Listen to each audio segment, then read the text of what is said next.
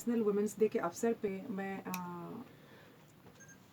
कई साल से तो मैं गा रही हूँ, लेकिन हमेशा जैसे मैंने पहले भी बार बार ये बात बहुत बार मैं कही हूँ कि किस तरह से मैं भूपेन हजारिका एंड भिखारी ठाकुर की आदर्श को मेरे संगीत में मैं लाऊं, किस तरह से मैं एक बृहद परिवार की एक हिस्सा मैं बहुत लोगों को एक साथ लेके चलूं। सो ये जब कई सवाल मेरे जहन में आए तो मुझे लगा कि एक तरीका ये है कि मेरी जो अनुभव है समाज में गायिका होने के नाते, महिला होने के नाते, मैंने क्या क्या चैलेंजेस फेस किया, मैंने क्या क्या पॉजिटिविटी मेरे जीवन में आया, इस सबको मैं अगर बेटियों के साथ, बच्चियों के साथ, खासकर हमारे मैं जैसे नॉर्मली मैं रहती हूँ मेट्रो में, बॉम्बे में, लेकिन जाती हूँ मैं गांव देहात में, तो एक दो वर्ल्ड के बीच में एक कनेक्टिविटी की बात मैं हमेशा करती हूँ। सो उस वर्ल्ड में जहाँ गांव में बेटियां हैं, बच्चियां हैं, जिनके बहुत सपने देखते हैं, कईयों का सपना पूरा नहीं हो पाता है, और मैं उनको कैसे बोलूं कि सपना देखो, सपना देखो, तुम्हारा जीवन का लक्ष्य सिर्फ शादी नहीं हो सकता है, सिर्फ एक होता है ना हमारा एक संस्कार। हमेशा मेरा भारतवर्ष महान तो है, लेकिन कई सारे आई थिंक कुसंस्कार भी मैं इसको कहूँगी। जैसे मैं आसाम से हूँ, आसाम में हमको बचपन से कहानी सुनाया गया, तेजी मौला की कहानी। तेजी मौला की कहानी ऐसा है कि तेजी मौला की सौतेली माँ है, अपनी माँ नहीं है, पिता सौदागर है, वो चले जाते हैं सौतेली माँ के पास रख के बेटी को, और जो सौतेली माँ है उसको इतना अत्याचार करते करते यहाँ नारी का ही दो रूप है, और एक ढेकी होता है, आई डोंट नो आप लोग समझेंगे, ढेकी मतलब गांव देहात में उससे चावल कूटा जाता है, ढेकी एक लंबा सा, तो उस ढेकी में उसको मतलब कुचल कुचल के मारा जाता है तेजी मौला को। और असम के बहुत बड़े साहित्यकार ने ये कहानी को लिखा है, बहुत ही प्रसिद्ध है।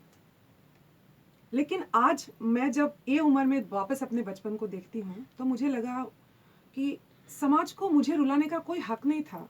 मैं बहुत छोटी थी, बच्ची थी, मैं रोई, मेरी बहन रोए, हम बहुत सारी बच्चियां तेजी मौला की कहानी सुन सुन के रोती है। हमको क्यों सुनाया गया ये कहानी? मुझे लगता है तेजी मौला को अब वापस लिखने की जरूरत है। तेजी मौला की एंडिंग कुचल कुचल के जो उसकी मौत हो गई और उसके बाद उसने विरोध नहीं किया, वो एंडिंग नहीं है, मेरा वो एंडिंग नहीं है, और ना किसी तेजी मौला नाम की कोई बेटी की एंडिंग हो सकता है। तो मैं समझती हूँ ये सब कहानी हमको बच्ची को सुनाया नहीं जाए, जिसपे वो बचपन में ही उसको ये समझाया जाता है कि तेरा जीवन ऐसा ही कुछ होने वाला है, जिंदगी भर तुझे रोना है अलग अलग क्षेत्र में। सो ये सब तमाम बातों को सोचने के बाद और मेरी संगीत और भी भूपेन हजारिका, भिखारी ठाकुर सबसे प्रेरित होने के बाद मुझे लगा कि मैं कैसे जोड़ूं। तो इस साल इंटरनेशनल वुमेंस डे के मौके पे शक्ति मैनिफेस्ट नाम से एक ट्रस्ट की, एक सोसाइटी का गठन किया है। और ऐसे तो मैं लास्ट 2 ईयर्स से इन्वॉल्व हूँ, अलग अलग कार्यों में शक्ति मैनिफेस्ट के थ्रू में कर रही थी, लेकिन आपके समक्ष मैं नहीं आई थी, और मतलब एक इनफॉर्मल वे में काम कर रही थी। तो इस साल महिला दिवस के अवसर पे मैं शक्ति मैनिफेस्ट के जरिए सबको गले लगाना चाहती हूँ, हमारी बेटियों को, महिलाओं को खासकर। और मैं ये बोलना चाहती हूँ कि through music you can be empowered, like we can empower you. मेरे लिए जो भी मेरा अस्तित्व है सब कुछ संगीत ही है। संगीत को मैं ये नहीं कहूँगी कि संगीत रियाज, मेडिटेशन, स्पिरिचुअलिज्म, साधना, नो।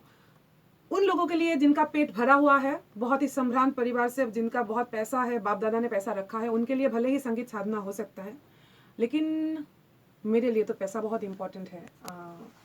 भूखे पेट को साधना कैसे सूझेगी? तो मेरे लिए संगीत मतलब एम्पावरमेंट, और संगीत के थ्रू, स्टेज शोज के थ्रू, बहुत सारे आजकल प्लेटफॉर्म्स है, डिजिटल प्लेटफॉर्म्स कितना सारा है, तो अच्छे से सीख के लड़कियां अपने पैरों पे खड़ी हो सकती है, एक कॉन्फिडेंस एक बूस्ट हो सकता है। So music as a tool to change the society.